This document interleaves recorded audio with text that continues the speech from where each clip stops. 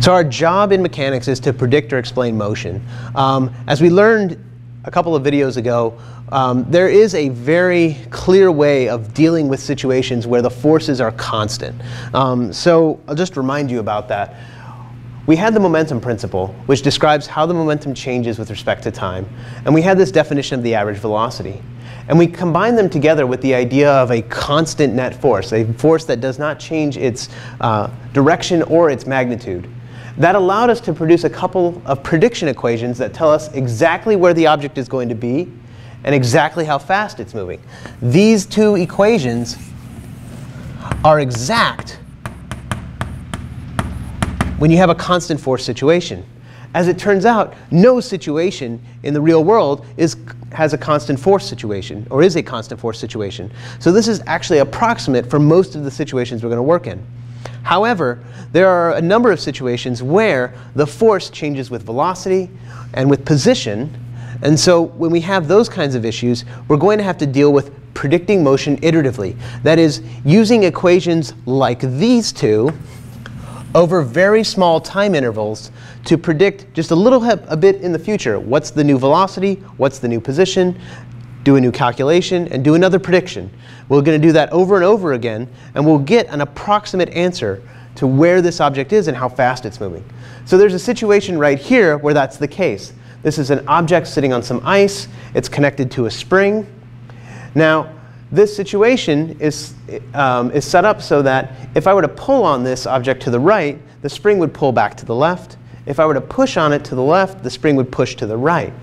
Now, springs are really interesting objects. In fact, they're so interesting that this guy named Hooke, back in the 1600s, developed an entire model for how they operate.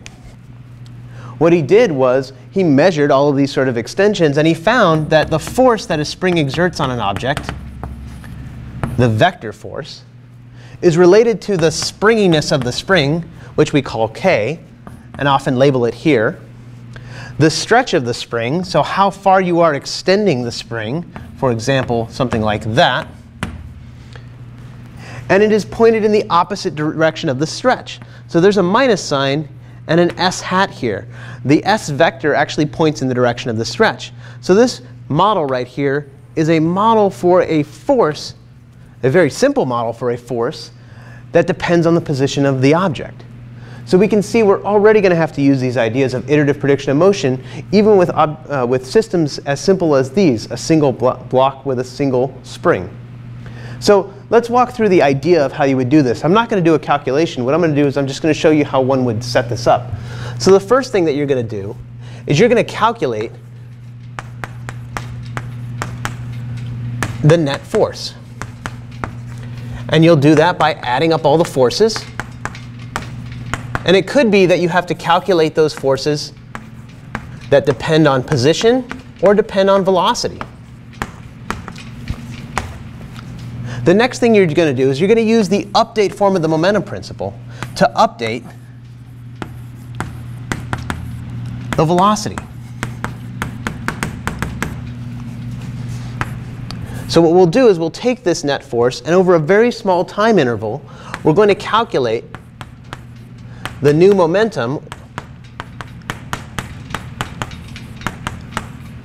or if you rather like, the new velocity with which the object is moving.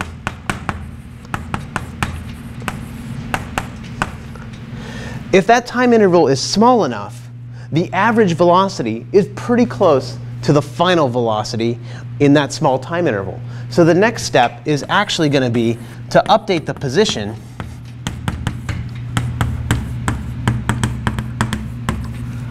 using the average velocity equation, or what we've been calling the position update formula. We can do that either with the average velocity, if you want to do that calculation, or you can do this more approximately, if you will, with just the final velocity, which you predicted in step 2. So as I said, you're going to calculate the force, you're going to update the velocity, you're going to update the position, calculate the new force, update the velocity, update the position, calculate the new force, and so forth. So the idea is that this is an iterative process through which you do 3 calculations. This is a real pain. So what you actually do is you tell the computer to do this. It will go through and do these calculations for you very, very simply, very quickly, and you'll get an approximate answer for your motion.